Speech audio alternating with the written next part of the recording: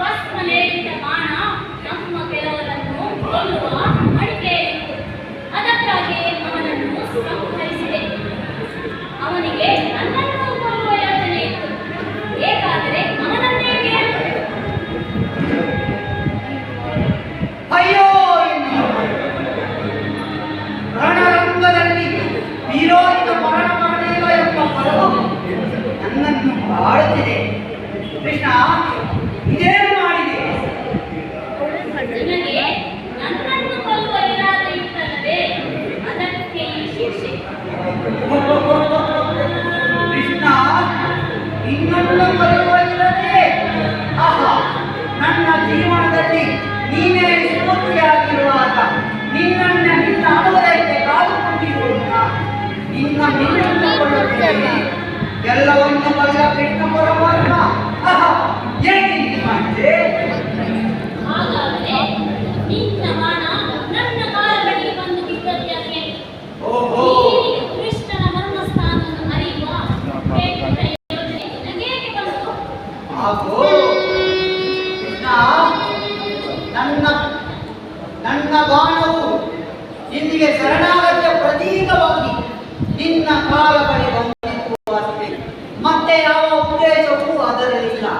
ಕೃಷ್ಣ, ಆಗಲಿ ನಿನ್ನ ಕೈಯಲ್ಲೇ ಸಾವು ಬಂದದ್ದು ಸಂತೋಷವಾಗಿ.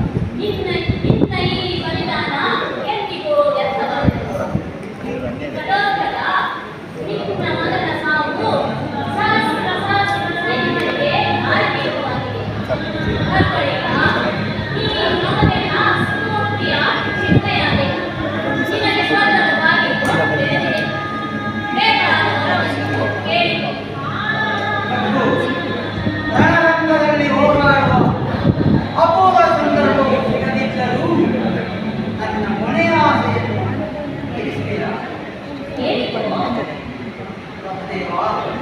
ಮಹಾಮಾನವ ಯುದ್ಧದಲ್ಲಿ